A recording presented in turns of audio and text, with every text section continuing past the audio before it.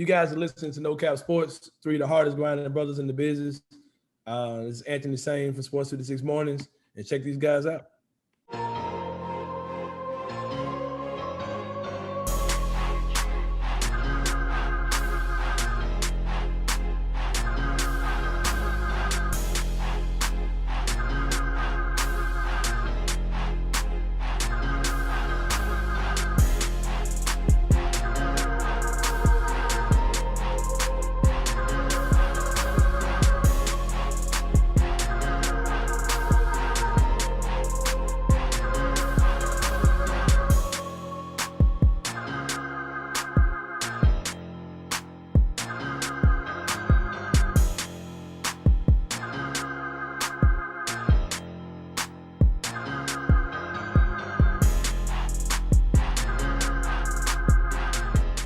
Welcome back, No Cap Sports. We got a special guest with us, the voice of the voiceless, media pop star, somebody that took me up under his wing a little bit, Mr. Anthony Sain. Gentlemen, the program.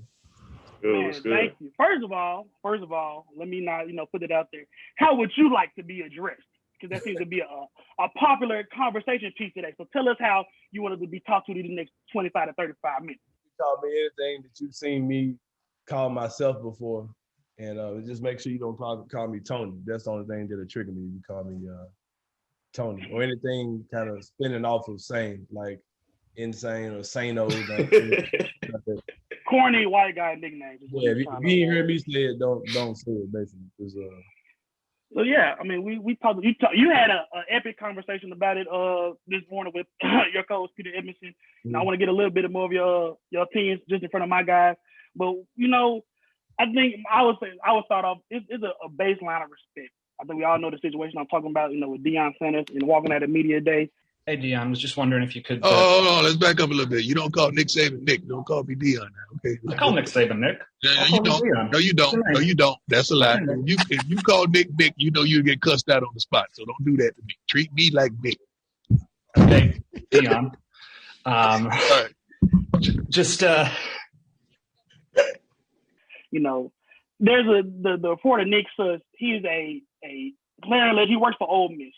My thing, context matters in these situations. You have a white male covering an HBCU conference, and you're not covering some second year intern coach. You're covering arguably the biggest get in HBCU football history. So I don't understand, what either led him to, to go to feel have a casual relationship with Deion. I'm a player. I don't think that was appropriate for him. You talked about it a little bit. Peter talked about it, and a lot of people have been talking about it recently. But media members and coaches are seen as peers. Personally, I would disagree with that anyway because we make their job, they make our job possible. There was no sports being played, no interviews, no media availability being had. We would be essentially on air talking about nothing. So the idea of us being peers with them don't really flow with that. But let me recap what you said on the air this morning for my guy. Here's the thing, man. Like, as far as that whole aspect, because that's the part that hits me too, because like that happened. Like we were in a whole damn pandemic, where there were no sports, and we realized how much we needed sports to be happening for us to have a job. And my job at the time was affected by the pandemic.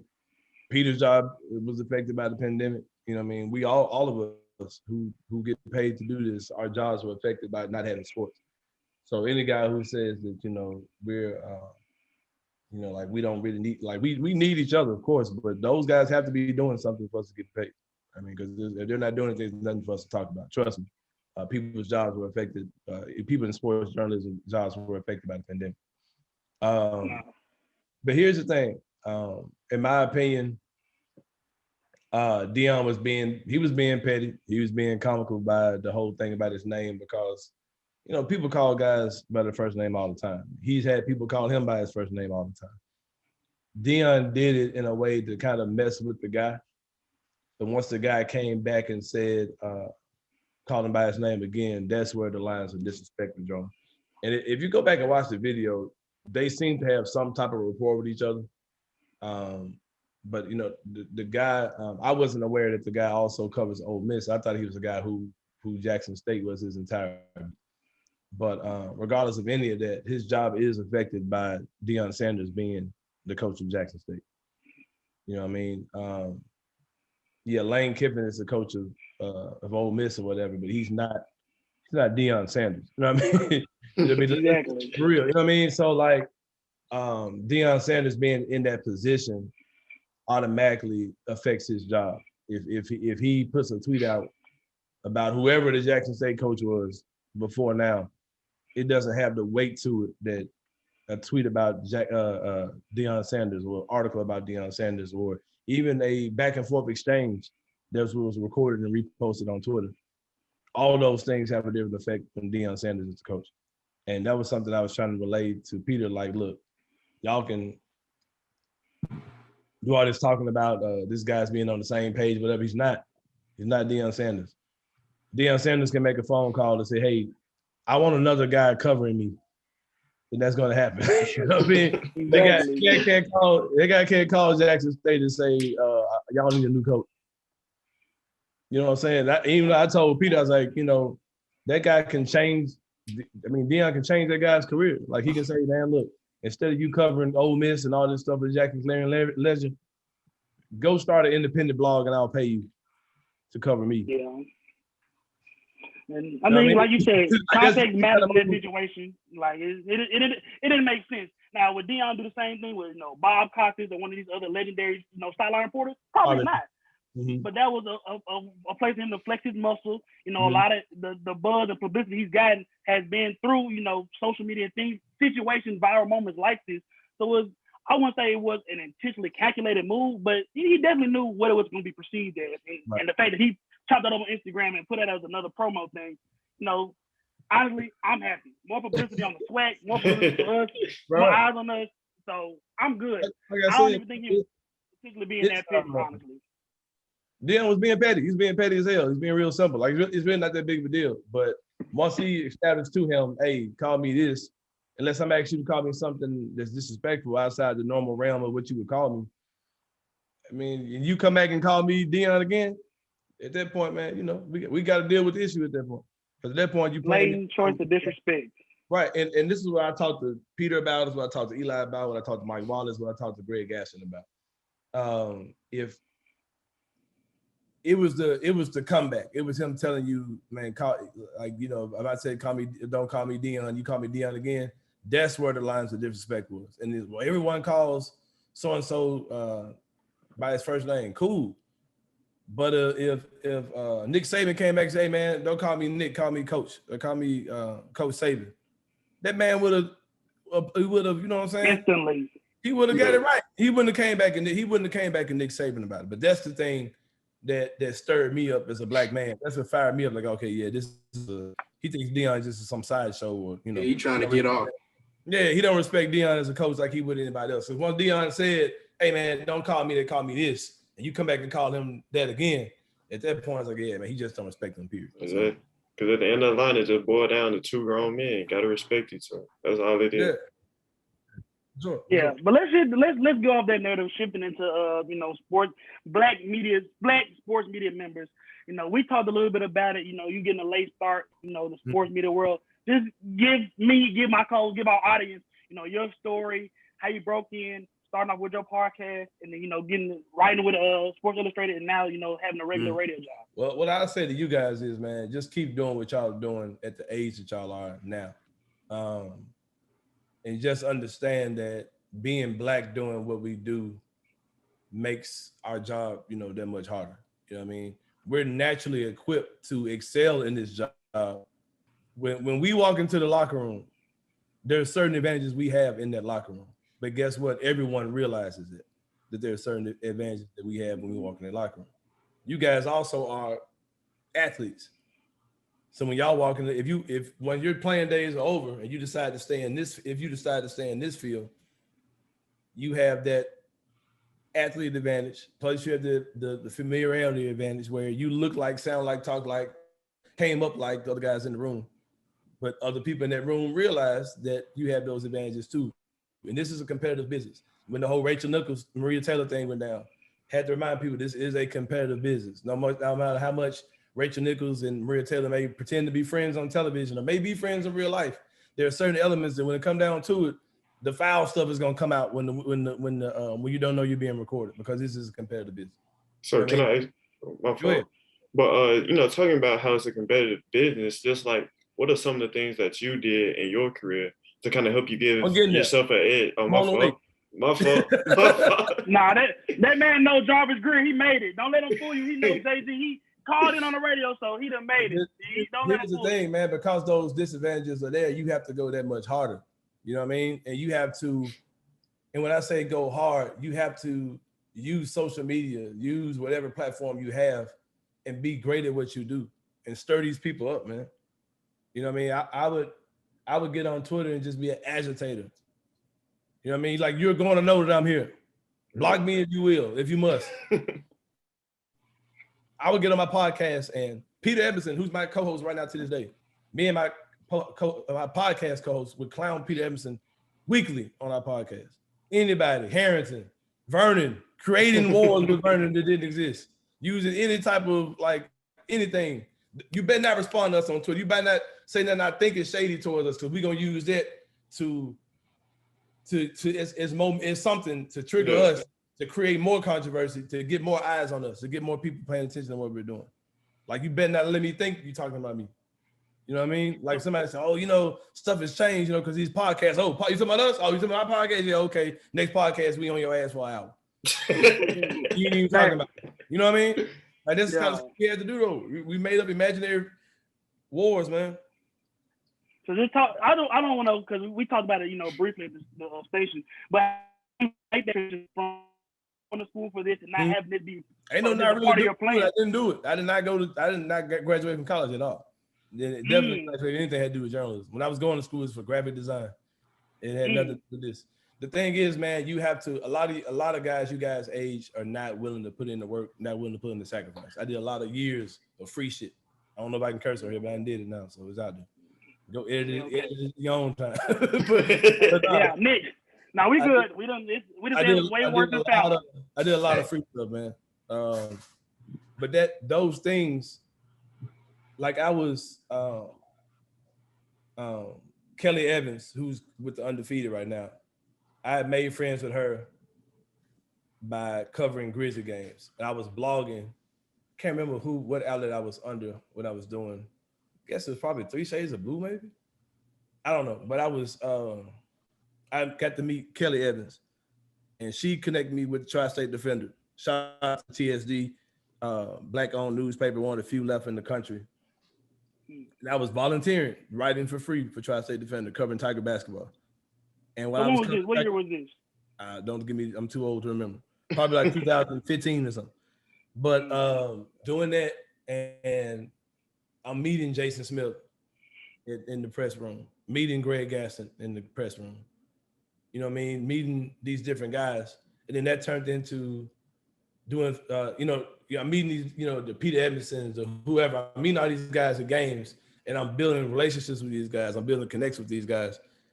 And I'm joking with them in the media rooms and all these type of things. And just continue to network, market myself.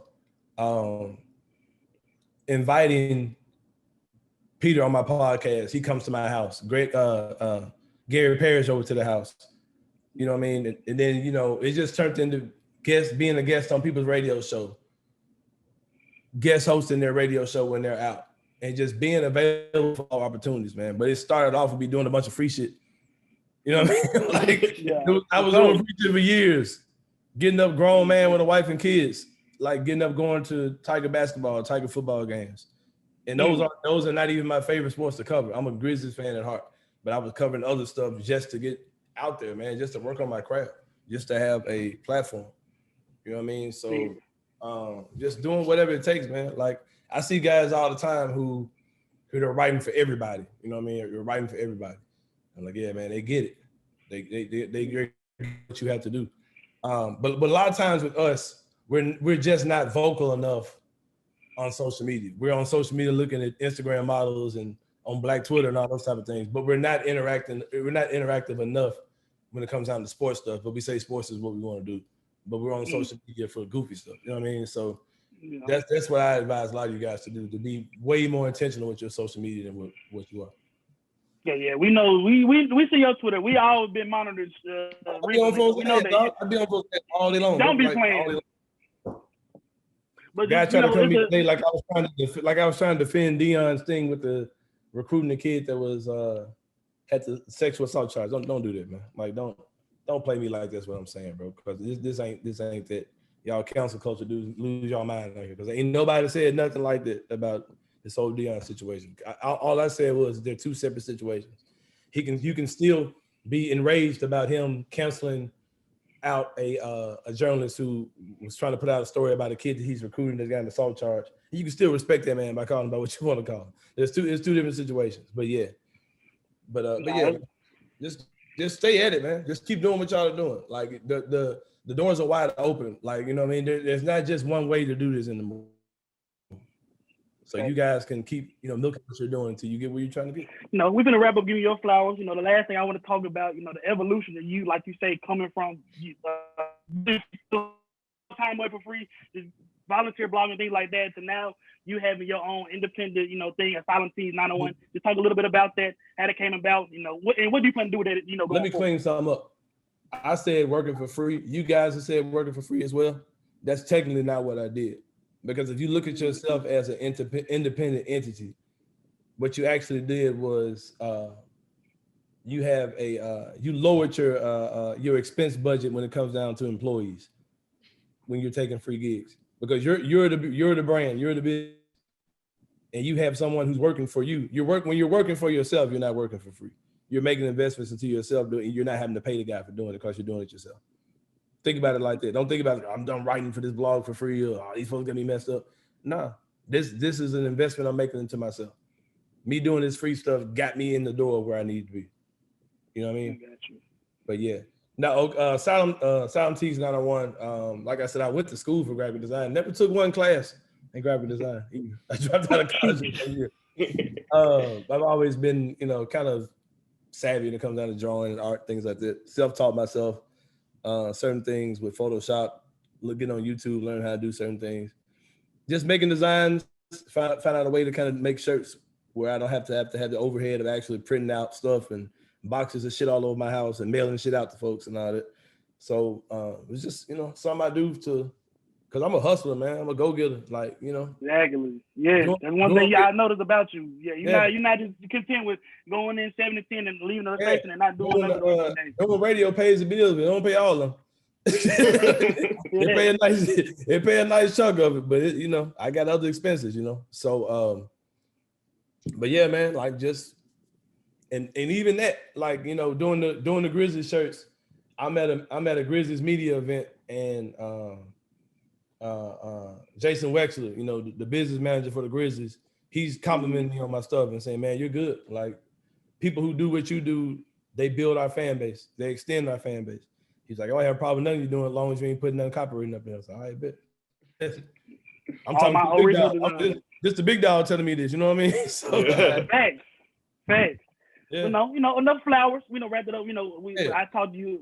Appreciate all this, but we'll get into the real reason why you're here to talk about the NBA, talk about sports.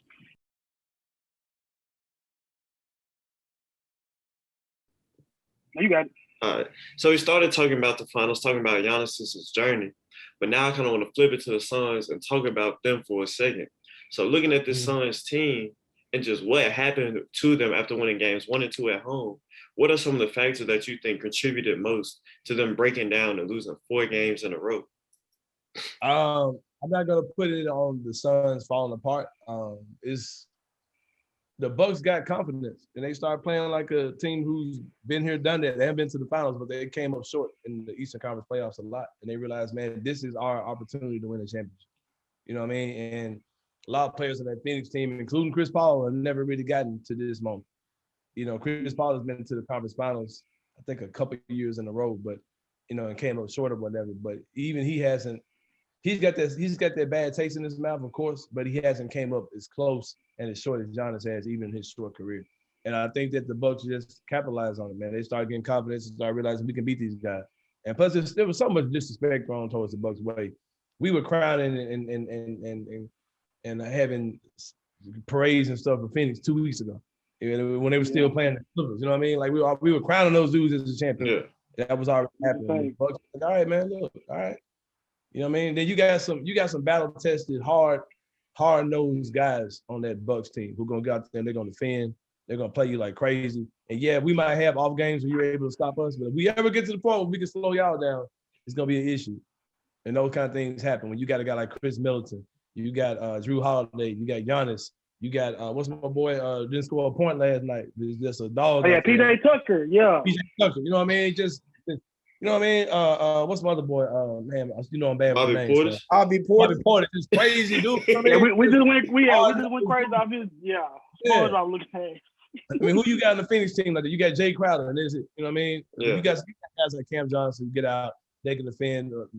Bridges, you know, they're fine, but they're not those chiseled, like just crazy. Been doing this for a while type, you know, defenders, whatever. And the Bucks, like I said, man, even in modern basketball. They didn't even shoot the ball well. Then they shot the ball like 33% from three.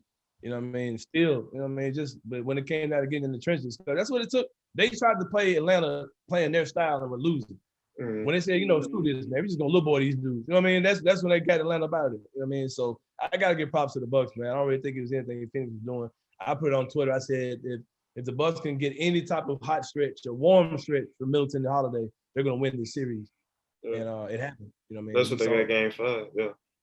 Yeah. And to your point, I think everything changed. Like I know this crazy stereotype, you know, crazy thing on Twitter. Giannis wore black forces to Game 3. You put the black forces on, man. So that's why, like my boy Rashad Phillips put out the thing saying there are hoopers and there are basketball players. And anybody with an ounce of melanin understood exactly what he was saying. Yeah, I get what you're saying. You're talking about dudes who gym rats will play outside. You know what I mean? Just dogs. They understand the flair of the game, understand the entertainment of the game. And you got guys who are just great basketball players. You know what I mean? They're fundamentally sound. They may have a little flair to them, may have a little swag to them, but they're basically they know how to play a role. They know how to play the game the right way, so to speak. They're great basketball players and they're hoopers. I get what you were saying, but he had Giannis tiered wrong to me. I was like, nah, man, Giannis is a hooper. Giannis is a hooper, man. Yeah. No, and a lot of people didn't realize that. You know, his bag not that deep, but you know, he just literally had the most dominant final performance in Shaq. So who's laughing now? Yeah, the way I categorize is if you can hoop at the Drew League, then you a hooper. Exactly. Show at the Drew League, for sure. Put Giannis big ass out there and think he can't go off in one of them type of leagues. Fact. You know what I mean? 78 points a game. 36 for 36 from the field. Dunking from the 3-point line. Let Giannis get out there and say, okay, Giannis, dribble like you playing, you know, just screwing around. Go look at old skills challenge videos of Giannis and see the dribble combinations he got in his bag. Go look back when he was in the skills challenge like 4 or 5 years ago. You like, there's a reason why we thought he was gonna be a primary initiator. So you know, it is what it is. They were trying to make him a point all the time. Yeah. As a kid, I told you, Nick. Yeah, that's fact. That's a fact. You know, obviously, we saw what happened last night with Giannis. You know, I would say top 3 final performance ever. You know, top 6 most points in the NBA final game ever with 50. First guy to put up a 50, 10 with 5 blocks in the game. You know, it's 24 hours after the game, but everybody's still gonna have their overreaction takes. Is Giannis second best power forward ever? I hate to get into those type of discussions, man. Like I watch basketball as far as what I'm watching in front of me right now. Was it good or was it not? You know what I mean? And what he did yesterday was incredible, bro. Like I'm 41. I've seen Karl Malone. I've seen Tim Duncan. I've seen KG. Seen a lot of guys play power forward. Trying to compare eras and who their competition level, and you know it's different. You know, because Giannis wasn't up against Tim Duncan or KG. He was up against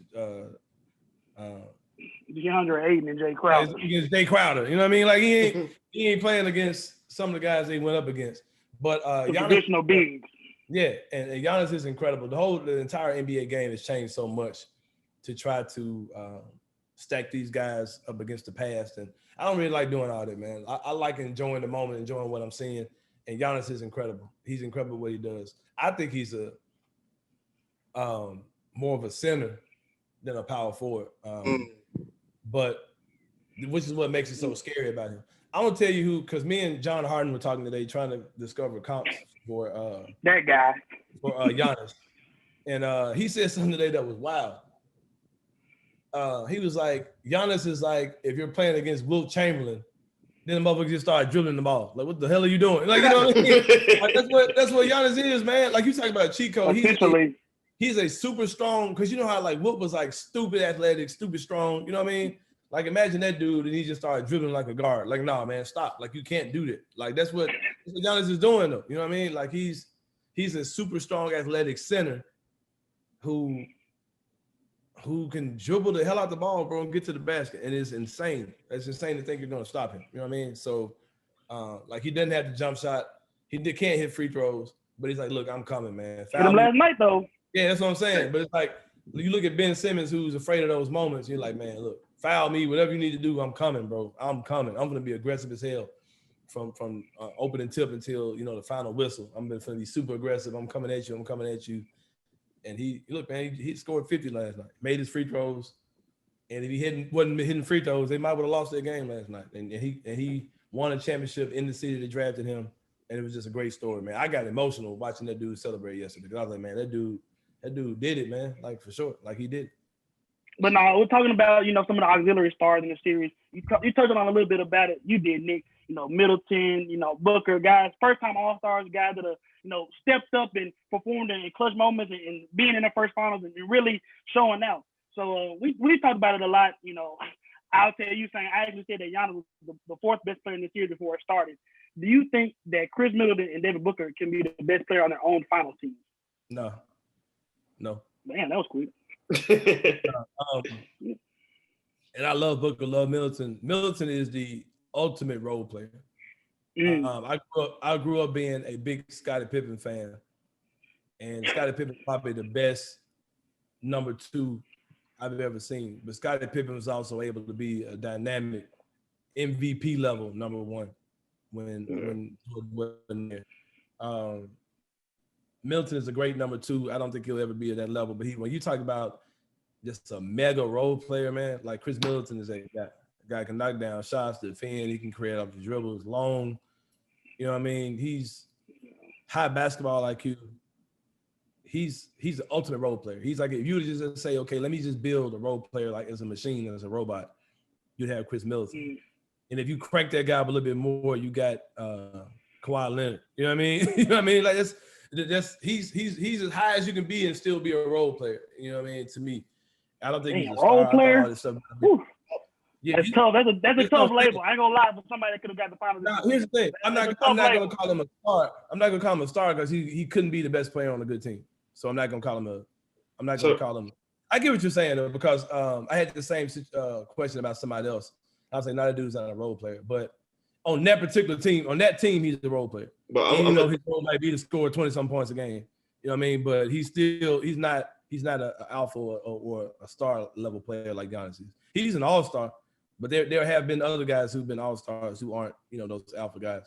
And Middleton's incredible. I think all those conversations about him being the best player on the team were asinine, just be honest with you. I mean, I'm just gonna challenge you on that point because we kind of had this conversation in that Hawks series. The 2 closeout games that the Bucks had with the Hawks, no Giannis. Chris Middleton showed up and showed out 32 points in game 5 and 26 in game 6 to close the Hawks out. And then we also had to talk, like, if the roles were flipped and Chris Middleton was out for those 2 games and it was Giannis, I don't think the Bucks move past that and make it to the finals. So I just want to see what you think about that. That's also true, but I still don't look at Chris Middleton as being a star. Yeah. And here's another thing that people have to admit too. The Hawks run was fun, but the Hawks really aren't that good. Yeah. Just being honest with you, I was excited to see what the Hawks did, but I think if they had gotten, I think there are some teams that got eliminated before the Hawks. If they had played the Hawks in the first round, they would have put them out. Just being honest with you, you know what I mean? The Hawks had a very fortunate run. They got the Knicks team who was never really for real. The Knicks were like that dude. If you ever play pickup ball, there's always a dude who's just playing hard for no reason. Like, bro, we just have fun. Sweaty. Yeah, exactly. Like, the Knicks did that the entire season. That's how they were playing. They were playing like they were in the playoffs. But then when the playoffs started, Then everybody's playing like they're in the playoffs. Knicks weren't that good, and the Hawks got them up out of there. Then you had Philadelphia with Embiid with a jacked up knee, and Ben Simmons lost his mind. Yeah, Ben Simmons having a mental breakdown all at the same time. So they got that perfect storm. Now the Hawks are good. They made a good run, but it seemed like the Bucks just had to say, okay, let's stop screwing around with these dudes and get this done. I'm not trying to downplay Middleton. I know it may come off that way, but as far as like being in that particular team, he's a role player. He's not the star of that team. Mm-hmm. And that team is a one-star team. And they've got guys who, like I said, they're ridiculously good, but they're not guys who can lead a team on their own. Because if you take Giannis off the Bucks on a playoff team in the East or West. Yeah. So that's just because Chris Middleton, guys like Chris Middleton and Drew Holiday, they go off because you got to guard Giannis. He's so unguardable. You got they play off of each other. You know what I mean? So he's not functioning as the primary operator on the team. I feel that. Go ahead, Nick. And so just to close out this, finals recap, kind of like what you said about the Hawks, they kind of had a perfect storm, on their playoff run. So looking at these two teams, Phoenix, you look at their run to the finals, facing injuries every round. The Nuggets, they play the Nuggets, no Jokic. Play the Clippers, no Kawhi. Come to the finals, Giannis is banged up. They had an opportunity. But same goes for both sides. Do you see any of these teams making the finals again next season? No. What about the next 5 seasons? No. The Bucks so might make the conference finals. For Giannis. This Giannis one chill. Hold on. You mean like the Bucks too? Yeah, Bucks or the Suns. Bucks or the Suns. The Bucks cap situation is kind of jacked up. It depends on the Nets, man, because I think the healthy Nets team would have ran through the entire NBA easily, flawlessly. They would have ran through the finals would have been over months ago. I think the Bucks could get back like ECF range, conference finals range. I think they could be the second best team in the East going forward. Because what if Giannis decides to get a jump shot? Then what you're dealing with. But as far as the West goes, it's over for Phoenix. This was this it for them, in my opinion. Bye-bye, Chris Paul. Yeah, because you don't know what's going to happen with him.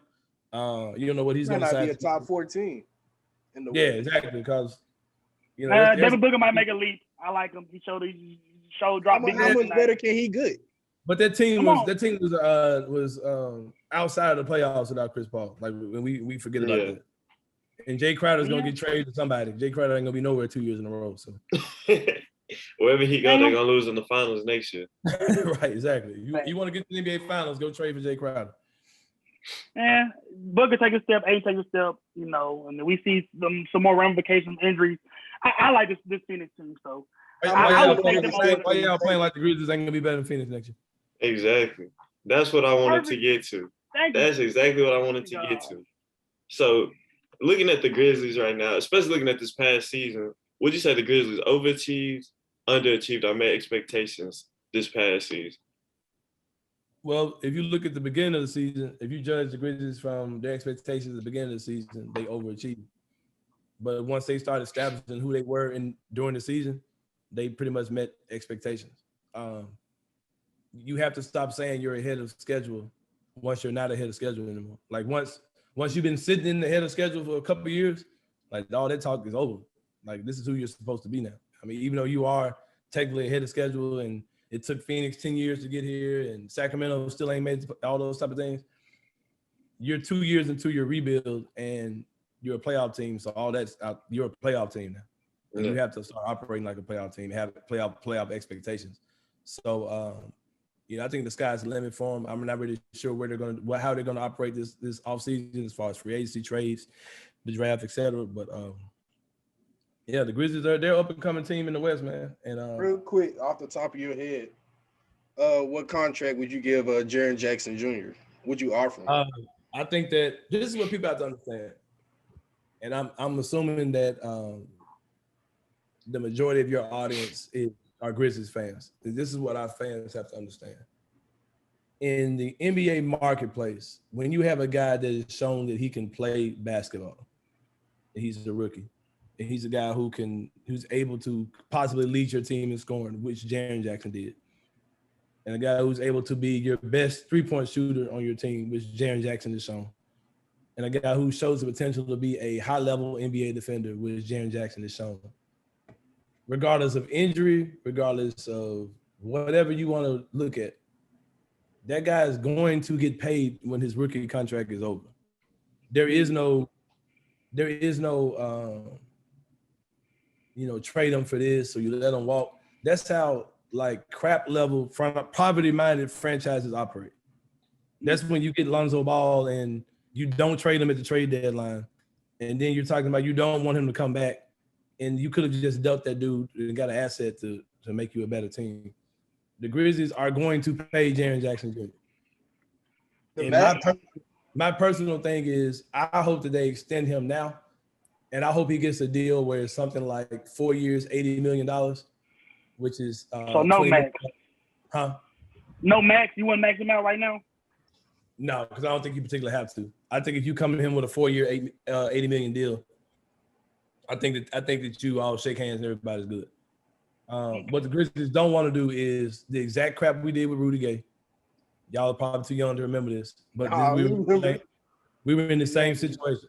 We were in the same situation with Rudy Gay back in 2009, I believe. Rudy's rookie deal was over. They had the opportunity to extend him in the summer.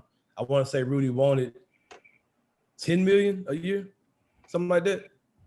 They didn't want to pay him. They said, let's make him earn it. Let's make him earn it during the season. He had a crazy season, and he ended up paying them $15. At that point, a $5 million difference was huge back in 2009. As far as the Grizzlies don't want to screw around, and this is what people have to understand too. Jaren Jackson Jr. and Ja Morant are lock and step. Those guys are in the FedEx Forum working out together right now.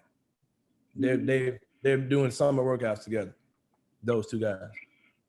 If Ja goes into the season, he's like, "Man, the crap having y'all extended Jaren."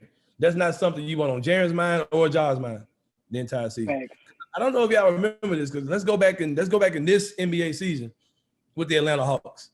Go back and read some of the articles that were coming out about the Atlanta Hawks back in December. Yeah, Trae Young, John Collins, all that. Yeah. Trae Young and John Collins were going at each other. Yeah. And it came off like, well, maybe Trae is the reason why John Collins ain't got extended because Trae Young went to the front office like, hey, y'all need to go get some hip players here. And they went and got XYZ, all these guys, but they didn't take care of John Collins. And now you're in a situation where John Collins is about to get maxed up, and some people are wondering are the Hawks even going to keep him. Because you didn't handle his offseason right. You know what I mean? You should have extended that dude in the offseason. Yeah, Jaren's going to get paid, and it's just, we have to understand in the NBA that's how it works. When you got a rookie, you're going to pay him. The max is going to be more than $20 million per year. But I think if you can get a 4 years, $80 million deal or somewhere in that range for Jaren, let's get it done. I mean, he's a guy who has the potential to be a phenomenal player. He's shown he can be a phenomenal player. He just got to stay healthy and he got to stay on the court with the foul stuff. But it seems like he's pretty locked in this summer. He ain't cut no albums and nothing like that like he did last year. He's still wearing them freak ass clothes though. Yeah, he's still wearing the super short shorts and freak ass. Let me play off that recency bias real quick. We just saw the national audience essentially introduced to Dillon Brooks. He harassed Donovan Mitchell for a couple games in the series. Harassed Steph Curry in the playing games, which is probably the most important. And a lot of people saw Jaren Jackson for the first time, and a lot of more people that weren't Grizzlies fans saw him struggle with his shot. Saw him struggle to stay in the game. Even some do things like protect the rim, which at 6'11", 7 foot, is some of the things that you would expect somebody that was a number 12 overall pick to do. So with that being said, right now, do you think Dillon Brooks may be more important to the Grizzlies than Jaren Jackson? No. Come on, be for real. Be for real. Come on, bro. I'm telling you. You guys, Reggie Miller, tell your accomplishments on a national team. Memphis is a recency bias town, that's for sure. You definitely said that for sure. The thing with Jaren is this, for somebody who's one of Jaren's biggest supporters, the thing that I've noticed about Jaren Jackson Jr. is that he takes a while to get going. He takes a while he's got to be comfortable. He's got to get in his groove. And once he gets in his groove, he's rolling for a while. People don't remember that last year, the season where the Grizzlies were really ahead of expectations, where we were Ja's rookie year. Yeah. Jaren Jackson Jr., after a slow start, led the team in scoring for the majority of the year. Jaren was the Grizzlies' leading scorer for the majority of last year. That's fact. People forget that Jaren Jackson Jr. was scoring I want to say more points per game in the bubble than what Dylan was scoring in the playoffs. I want to say Jaren was scoring like high 25, 26 points per game going off in the bubble. Yeah, he had like a 6 or 7 3-point game, didn't he? Yeah, he was going off in the Jaren was losing his mind in the bubble, man, looking like, a monster out there. You know what I mean? Looking like something you've never seen before. Jaren has the potential to be great. We've seen Jaren be great. You can't have a guy who's been hurt with the type of injury he had, out for almost a year, come in and play 11 regular season games and then expect him to go, be ready for the playoffs. He just wasn't ready. He was out of shape. You know what I mean? I'm expecting a big year out of Jaren. If you guys remember, Vegas expected a big year out of Jaren this year. Yes. But they didn't know his complete injury. He needs way situation. more time than anybody thought he was going to miss. That was a big That was the point. Vegas had Jaren Jackson Jr. as the favorite to win most improved player this year. Jaren Jackson Jr. Like that's real. Okay. You know what I mean? I think Jaren's gonna be fine this year. I think he's gonna earn his contract. He's gonna show people why you had to keep him on. But you can't screw around with these contracts, man. You can't do what Atlanta did because it can cause such. Imagine if the Hawks don't bring Collins back next year. How stupid that's gonna look. How ridiculous it's gonna look. Especially after this playoff run. Yeah, they're gonna look. Yeah, after the playoff run they had, and your second best player, he ain't here. You know what I mean? Imagine that, bro. Over some contract stuff. Oh yeah. So 5 years from now, at the peak of the Grizzlies' power, so just say Jaw's in all-star form, Jaren's in all-star form. Do you think they can win at the highest level with Jaren playing at the 5, or is he just a true 4? Man, I've had this thing where I wanted Jaren to be a power forward. If they build that roster right, Jaren could be a 5. Can he rebound enough though? That's the thing. You gotta give me more than 7 rebounds and 35 minutes.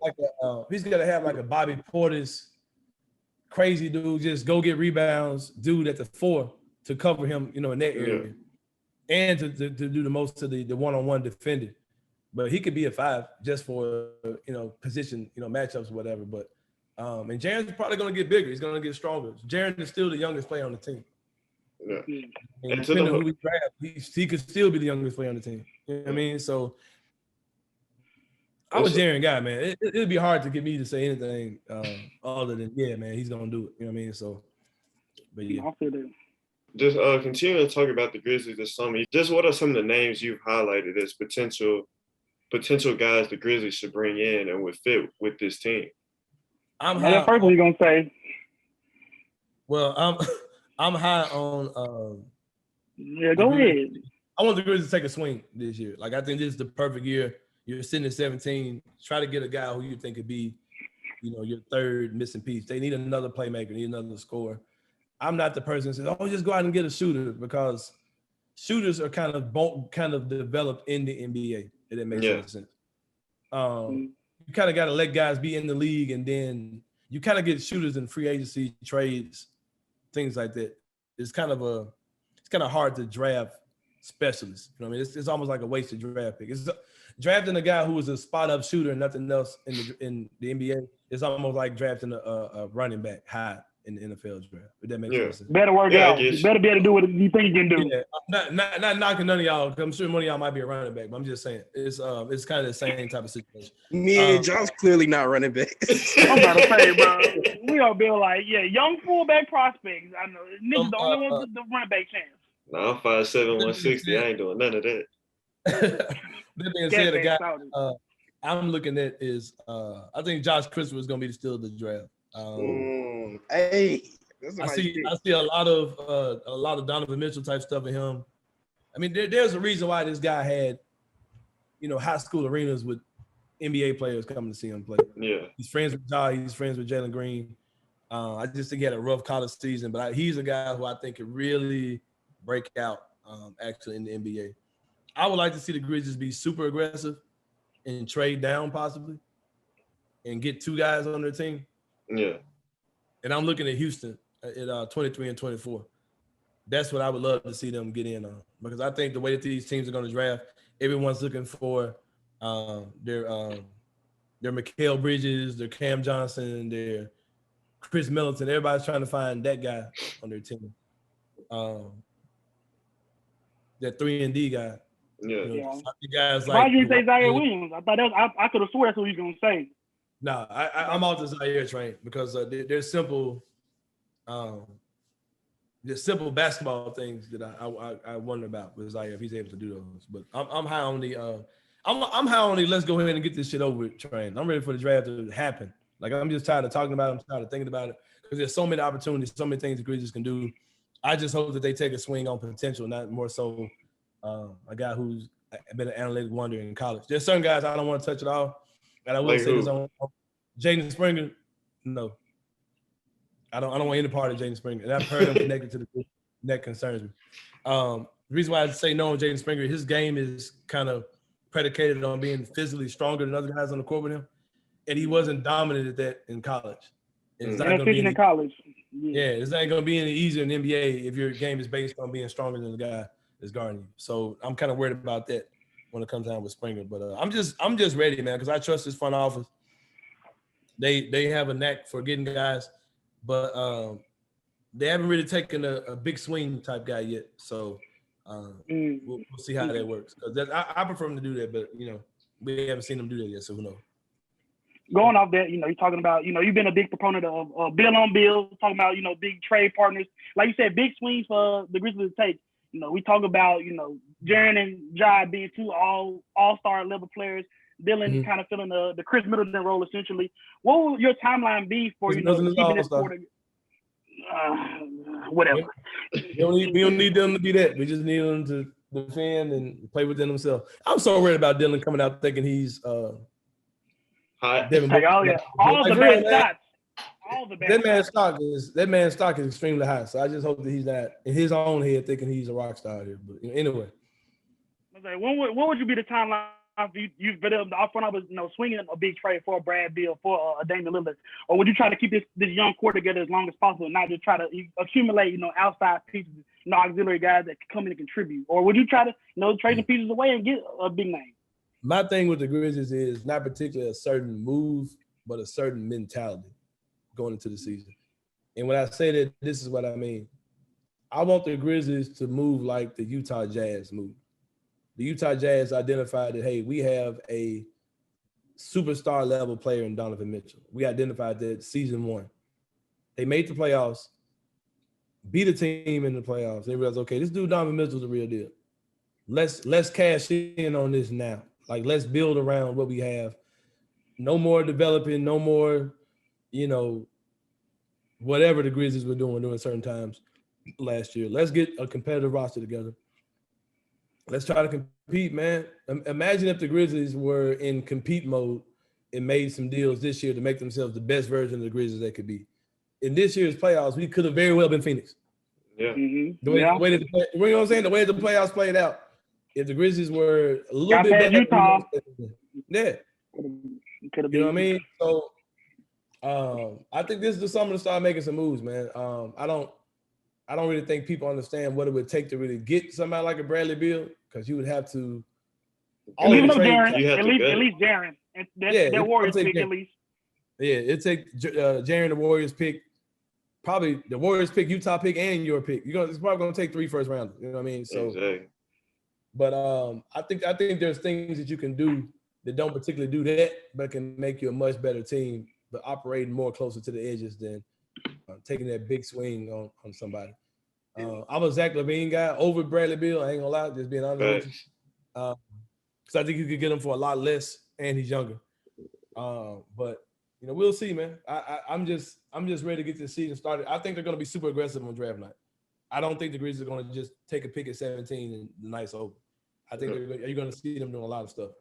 You gotta remember the Grizzlies have a lot of expiring contracts this year too. So who knows what they're gonna end up doing as far as possibly moving some of those guys around before. $13 million question with Justice. That's one of the things we didn't get to, but ultimately we appreciate you. Y'all take it easy, man. Keep quiet out here, Jim. You too, man. Appreciate you for stopping in with us. Yes, Real sir. talk. Back anytime.